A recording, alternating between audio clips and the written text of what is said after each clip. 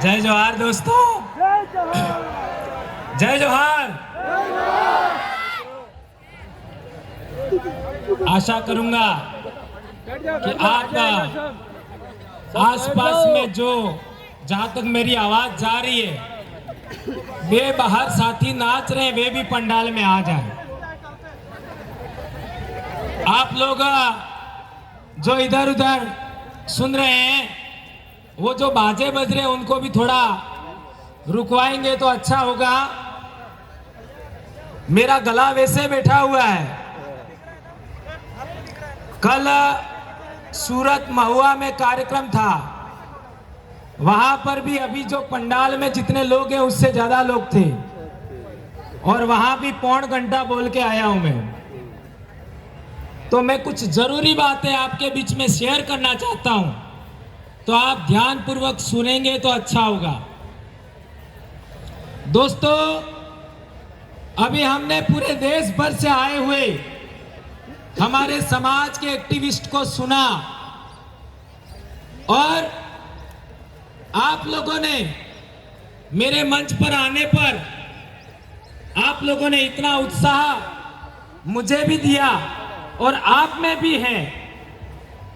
उसके पीछे आप क्या समझते हैं वो मुझे नहीं पता, लेकिन मैं ये समझता हूं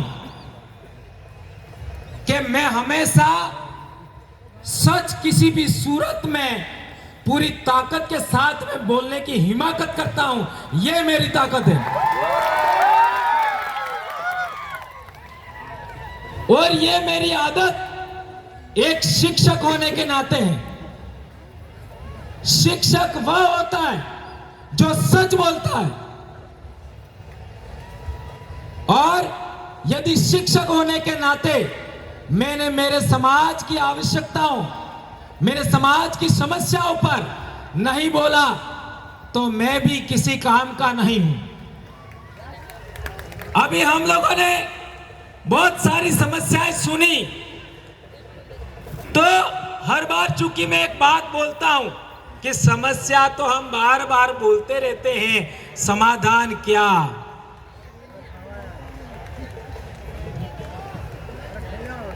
क्या?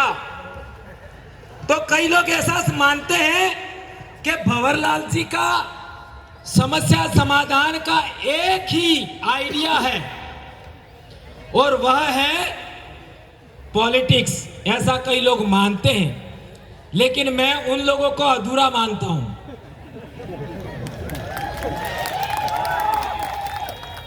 अधूरा मानता हूं। एक बार भंवरलाल परमार को पूरा पढ़ लीजिए, ज्यादा बेहतर होगा। हम लोग हमारी वैचारिकी में बेशक इतिहास सबसे पहले है, लेकिन जो बातें हमने सुबह से यहां तक सुनी, ये सभी बातें यदि विधानमंडल में अर्थात विधानसभा और लोकसभा में हुई होती तो क्या हसदेव होता? क्या केवड़िया होता? क्या आज हमारे सातपुड़ा में डैम बनाए जा रहे, उनका रुकावट होता कि नहीं होता? तो बोल क्यों नहीं रहे? जो हमने 47 एमएलए एमपी भेजे, 47 एमपी, वो मुंह लेके गए कि नहीं गए? कौन कह रहा मुंह लेके गए हैं? आपका जितने भी आप लोगों ने 47 एमपी भेजे, क्या वे लोग मुंह लेके गए क्या? यदि मुंह लेके गए होते तो केवड़िया पर बोलते? क्या बोले? क्या नहीं बोले तो मुंह का था है? और हसदेव पर कितने एमएलए बोले? 487 एमएलए पूरे देश में, 47 सांसद है। हसदेव पर कौन बोला? नाम की नाम। कई लोगों को गुमान था कि हमारी राज्यपाल है वो भी हमारी सुनती है, तो मणिपुर का राज्यपाल कौन था? कौन था? आदिवासी। क्या बोली? कौन कह रहा है कुछ नहीं बोली है? बोली होती तो अभी हिंसा रुक जाती। क्या सही कह रहा हूं, गलत कह रहा हूं? मैं बहुत बड़ी समस्या आपके सामने रख रहा हूं। मैं किसी एमएलए का विरोधी नहीं हूं, किसी एमपी का विरोधी नहीं हूं, किसी राज्यपाल का विरोधी नहीं हूं। अभी आप देख लो, कई लोगों को तो शरीर के अंदर रोमांच पैदा हो रहा था, रोमांच, कि हमारी राष्ट्रपति बन गई, हमारा बहुत कुछ हो जाएगा। कुछ हुआ क्या? नहीं हुआ। नहीं हुआ। तो क्या हम लोग इस जाजम से 47 सांसद पहुंचा देंगे, 487 विधायक पहुंचा देंगे, तो क्या हमारी समस्या का समाधान होगा? आप होगा ऐसा कहते हो, लेकिन मैं ना कह रहा हूं, नहीं होगा। क्यों नहीं होगा? यह बात समझनी है, और यह बात नहीं समझी तो इतने सारे लोगों ने अभी तक बोला, उसका कोई मतलब नहीं है, कोई मतलब नहीं है। हमारे देश में हम राजनीतिक गुलाम हैं, यह है समस्या। हमारे देश में हम राजनीतिक गुलाम हैं, और राजनीतिक गुलाम है तो राजनीतिक आजादी चाहिए। कौन कौन चाहता है राजनीतिक आजादी? क्या बात कर रहे हो आप? इतने लोग राजनीतिक आजादी चाहते हो, और आपके विधानसभा में आपकी कोई आवाज उठाने वाला नहीं है, तो समस्या क्या है? एक बात, राजनीतिक गुलामी। कई लोग कहेंगे कि यह बात आपने गलत बोला, तो मैं कहना चाहता हूं कि आपके 47 सांसद और 487 विधायक क्या आपने चुन करके भेजे? क्या आपने चुन करके भेजे? तो हाँ, चुने तो आपने, पर क्या आपने सेलेक्ट किए? आपने सेलेक्ट नहीं किए, यह है समस्या। जब नेता आपका है, आपके समाज का है, आपके सीट से जा रहा है, आपका आरक्षण से जा रहा है, तो उसका सिलेक्शन आपको करना चाहिए था। आपको सिलेक्शन का अधिकार नहीं दिया। कब नहीं दिया? 1951-52 में हमारे डूंगरपुर जिले के अंदर एक सीट पर 2 विधायक थे, एक आदिवासियों का विधायक था, एक सामान्य वर्ग का विधायक था। सही कह रहा हूं, गलत कह रहा हूं? हमारे डूंगरपुर के ही प्रदेश अध्यक्ष जी, सही कह रहा हूं, गलत कह रहा हूं? हमारे डूंगरपुर में 1951 में 2 विधायक थे, एक सीट पर एक आदिवासी विधायक था, एक विधायक सामान्य वर्ग था। यह व्यवस्था थी। और उससे पहले हम जाते हैं तो पुना पैक्ट करार हुआ 1932 में। तब हमारे देश में जो डेमोक्रेसी आ रही थी, उस डेमोक्रेसी पर यह तय किया था कि जो SC ST लोग हैं, OBC लोग हैं, जो पिछड़े लोग हैं, वो 2 वोट देंगे। एक वोट अपने जनप्रतिनिधि को देंगे और एक अपने इलाके में रहने वाले सामान्य वर्ग के जनप्रतिनिधि को वोट देंगे।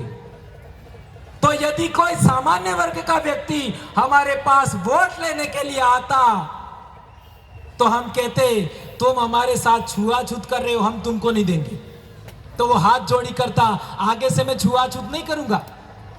हम कहते कि तुम हमारे जंगल छीन रहे हो, पहाड़ छीन रहे हो, हमारी नदियों का पानी तुम खराब कर रहे हो, जैसे ये दमन गंगा का हुआ।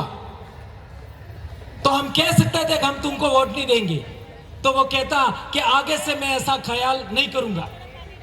और दूसरा, हमारा आदमी हमारे बलबूते जाता तो वो हमारी आवाज वहां धड़ल्ले से बोल सकता था, कोई रोकने वाला नहीं था। तो आज 1951-52 के बाद हमारे देश में आदिवासियों पर पूना पैक्ट थोप दिया, और इसकी वजह से आदिवासियों का नेता कौन होगा ये सेलेक्ट करने का पावर पार्टियों के हाईकमांड के पास में है। यह है समस्या। और पार्टियों का हाईकमांड में कितने आदिवासी है? कितने? एक भी नहीं है। क्या बात कर रहे हो? यहां तो गांव से लगा करके गली गली तक नेता ही नेता है। तो वो क्या नौकर चाकर है क्या? क्यों नहीं है हाईकमांड में? ये है बड़ी समस्या। हमारे समाज पर जो वो लोग जो भारत के आदिवासी नहीं है, इंडिजिनस पीपल नहीं है, वो है हाईकमांड में। अब उनके पास तुम टिकट मांगने जाओगे तो तुम्हारा क्या होगा? जो बोलने वाला उसको कभी टिकट नहीं मिलेगी, लिख लो।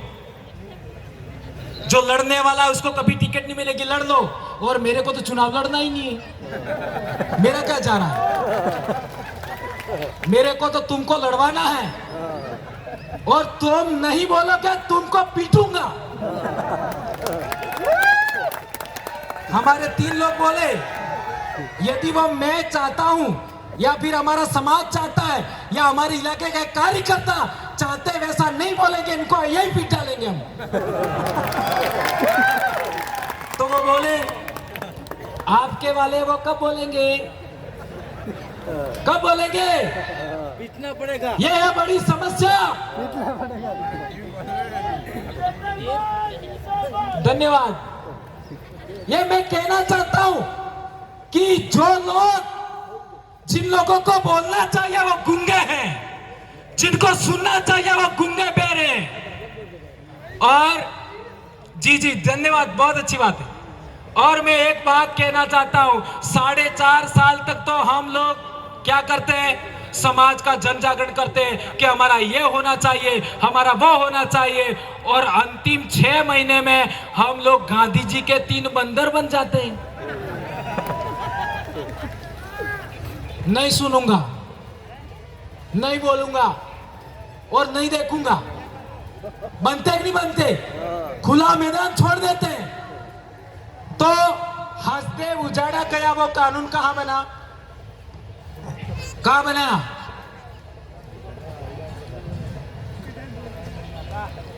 संसद में बना, और संसद में तुम्हारी आवाज उठ ही नहीं रही है। ये केवड़िया में आपका नोटिफाइड एरिया बना, वो कानून कहां बना? गांधीनगर में तुम्हारा बोलने वाला कोई है ही नहीं। तो जहां बोलना चाहिए वहां कोई नहीं है तुम्हारा, और यहां पर हम बड़ी बड़ी बातें कर रहे। तो इस समस्या का समाधान करना या ना करना, 70 साल से हमें क्या करना चाहिए, क्या नहीं करना चाहिए, ये भ्रम ही दूर नहीं किया हमने। इसलिए समस्याएं बहुत सारी है, समाधान संभव है, लेकिन सही रास्ता तो चुने। सही रास्ता ही नहीं पकड़ा अभी तक। जब सही रास्ता नहीं पकड़ा तो समाधान कैसे होगा? कई लोग पहले मेरे को कहते थे कि भंवर जी को भी चुनाव लड़ना है, इसलिए वो ऐसा बोलते। मेरे को हर बार बोलना पड़ता है मैं कभी नहीं लड़ूंगा। मैं एक शिक्षक हूं, और शिक्षक का जो धर्म होता है वो शिक्षक करेगा। भारत देश के अंदर 47 विश्वविद्यालय थे भारत में, पूरी दुनिया के लोग पढ़ने के लिए आते थे। आज हालात क्या है शिक्षा का? भारत देश में अंदर इकोनॉमी 37% थी ईस्वी सन के आसपास, आज 6-7 पर दौड़ रही है। हमारा हुक्मरान हमको मारने के लिए बैठा है, और हम तलवे चाट रहे हैं हुक्मरान के हैं? और हम तो कह रहे हैं हमारी कांग्रेस आई है। आई का मतलब नहीं समझे? कई लोग कहते हैं भाजपा हमारी आई है। अरे कांग्रेस भाजपा तुम्हारी आई है तो तुम्हारी ओरिजिनल आई जिसने तुमको 9 महीने पेट में रखा, उसका क्या?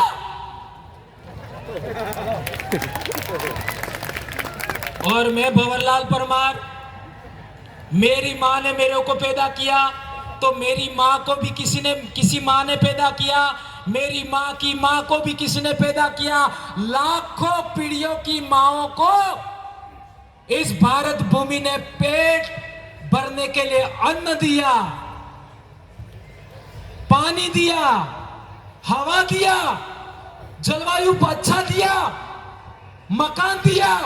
उन लाखों माँओं के लिए क्या तुम्हारी वो माँ बन गई राजनीतिक पार्टियां? तो लाखों माएं जिन्होंने इस भारत भूमि पर पैदा होकर के तुम्हारे डीएनए को यहां तक लाई है, उनका क्या? इसलिए मैं आदिवासी डीएनए के अलावा किसी दूसरे की बात नहीं मानता। और मैं सिद्ध करना चाहता हूं, चैलेंज है मेरा खुला, कि आदिवासियों से बेहतर भारत में कोई पैदा हुआ है तो मेरे से बहस करो। आ जाओ, आ जाओ। भारत देश के अंदर आदिवासियों से कोई बेहतर आदमी पैदा हुआ है, कोई बेहतर महिला पैदा हुई है, मेरे से बहस कर लीजिए। चलो, मैं चैलेंज करता हूं, कोई पैदा नहीं हुआ, आदिवासी से बेहतर कोई नहीं है। इसलिए गैर आदिवासियों की तरफदारी बंद करो, गैर आदिवासियों के दाखले देने बंद करो। आदिवासी अहिंसक कौम है, आदिवासी हिंसक कौम नहीं है, और अहिंसक कौम है, शांतिपूर्ण अस्तित्व को मानता है, लोकतांत्रिक व्यवस्था को मानता है, गणतांत्रिक सामुदायिक व्यवस्था को मानता है। इसलिए रजवाड़े काल में समतल जमीन हमसे छीन गई, हम जंगल पहाड़ों में आना पड़ा। सोचो, रजवाड़ों के काल में समतल जमीन छीन लिया, शक्ति के बलबूते पर, सत्ता के बलबूते पर, और हम पहाड़ों में आ गए, जंगल में आ गए, और 75 साल के लोकतंत्र में अब पहाड़ छीन रहे हैं, जंगल छीन रहे हैं। कहां जाए? अब कहां जाए? मंगल ग्रह पर जाए क्या? और कई हमारे भगत लोग तो सोचते हैं इस जिंदगी में तो कुछ नहीं हुआ साला, मरने के बाद जो जिंदगी है स्वर्ग वाली वो ठीक है। यानी कुछ भी हो गया चलो चलेगा, लेकिन स्वर्ग मिल जाए। और मैं हमारे इलाके में बोलता हूं, ऐसे जो भगत अंधभक्त लोग हैं ना, जिनका दिमाग का कचरा हो गया है, वो क्या सोचते हैं, मेरी पत्नी नहीं जाए तो भी चलेगा लेकिन मैं स्वर्ग में जाना चाहिए। अरे तुम्हारा स्वर्ग यही है। आदिवासियों को पानी बहता है उसको स्वर्ग लगता है, आदिवासियों को, आदिवासियों को जंगल स्वर्ग जैसा लगता है, आदिवासियों को पहाड़ स्वर्ग जैसे लगते हैं, और आदिवासियों के बीच में रह करके जो जिंदगी है वो कहीं पर भी नहीं है, कहीं पर भी नहीं। और इसलिए मैंने फैसला किया कि मैं कल मर जाऊं तो भी चिंता नहीं है, सच जरूर बोलूंगा। आज नौकरी छीन जाए कोई चिंता नहीं, सच जरूर बोलूंगा। अब मेरा सवाल है कि सोशल मीडिया के माध्यम से बाद में भी लोग सुनेंगे, आज आप भी सुन रहे हो और लोग दूसरे सुनेंगे, क्या एक ही प्रश्न वापस दोहरा रहा हूं, क्या हमारे अंदर से निकले हुए लोग जो अच्छा बोलना चाहते हैं, अच्छा जानकारी रखना जानते हैं, और हमारी कलेक्टिव वॉइस यानी आदिवासियों की कलेक्टिव वॉइस विधानसभा और लोकसभा में जानी चाहिए कि नहीं जानी चाहिए? जानी चाहिए। तो उसका हमारे पास क्या फार्मूला है? क्या फार्मूला है? हमने राजस्थान में एक मॉडल बनाया। क्या मॉडल बनाया? टॉप मॉडल नहीं, बाप बनाओ चाहे कितनी भी पार्टियां बना लो, उससे भी कोई फर्क नहीं पड़ेगा। बनाने वाला मैं ही हूं, लेकिन ऐसा बोलता हूं।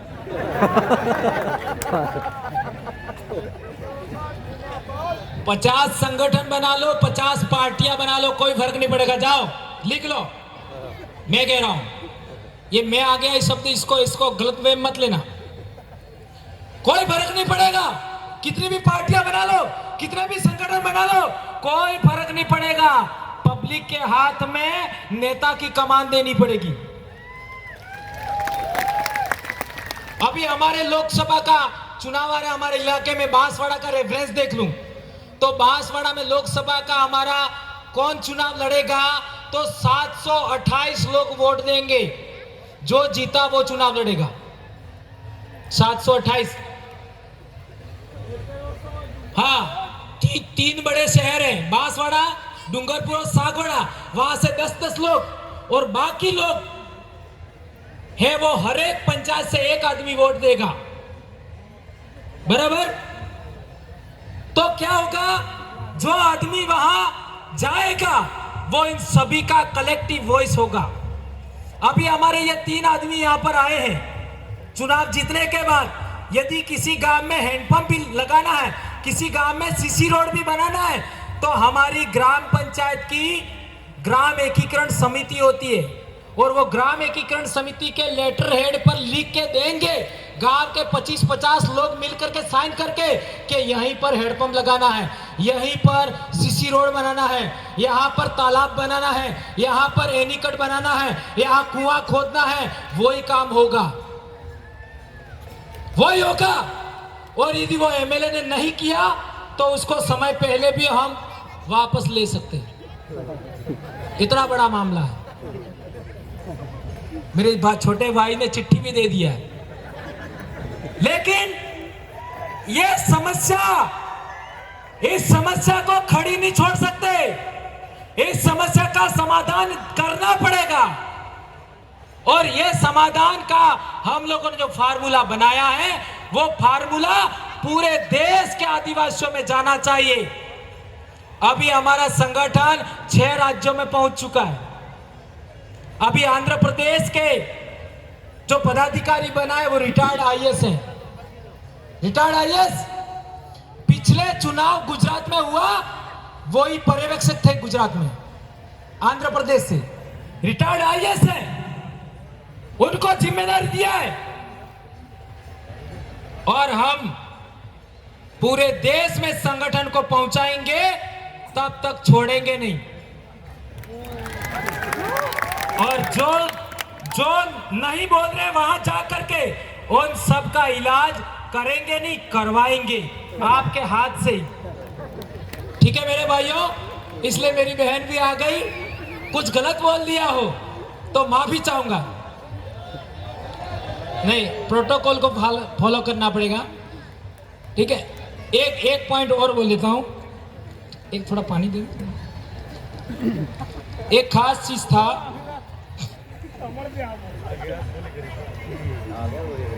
कालूराम दादा ने बोला मैं मर जाऊंगा तब तक बोलता रहूंगा। तो मैं कालूराम दादा को कहना चाहता हूं, भंवरलाल परमार आज से आपका गोद लिया हुआ बैठा हुआ है, आपकी चिंता करने की जरूरत नहीं। आपका गोद लिया हुआ बेटा है। यदि आपको आदिवासी एकता परिषद को लगता है कि मेरे में कोई कमी खामी है, सुधार करिए, ये आपकी जिम्मेदारी है।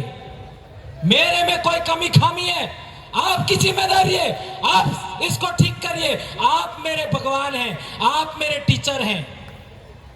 मेरे को जितना पता है बोलूंगा, लेकिन आंख मूंद के आपकी बात नहीं मानूंगा। मेरे से बहस करनी पड़ेगी, और आज तक मेरे से बहस में कोई जीता भी नहीं है।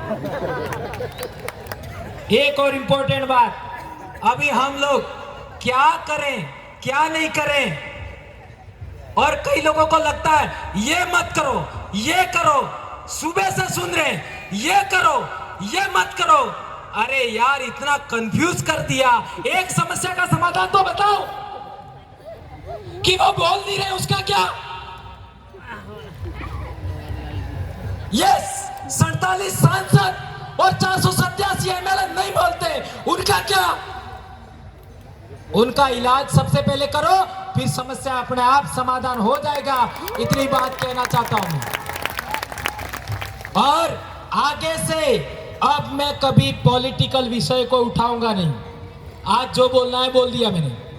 अब मैं कल्चर पर और हिस्ट्री पर बोलूंगा आने वाले समय में, और वो भी आप समय दोगे तो, मेरी मर्जी से नहीं बोलूंगा। धन्यवाद। जय जोहार मारू दादा, जय आदिवासी, जय जोहार, जय भील प्रदेश। और हम आदिवासियों का, पश्चिमी भारत के आदिवासियों का राज्य बनना चाहिए। क्या भील प्रदेश बनना चाहिए? चलो एक नारा हो जाए, जय भील प्रदेश, जय भील प्रदेश। धन्यवाद।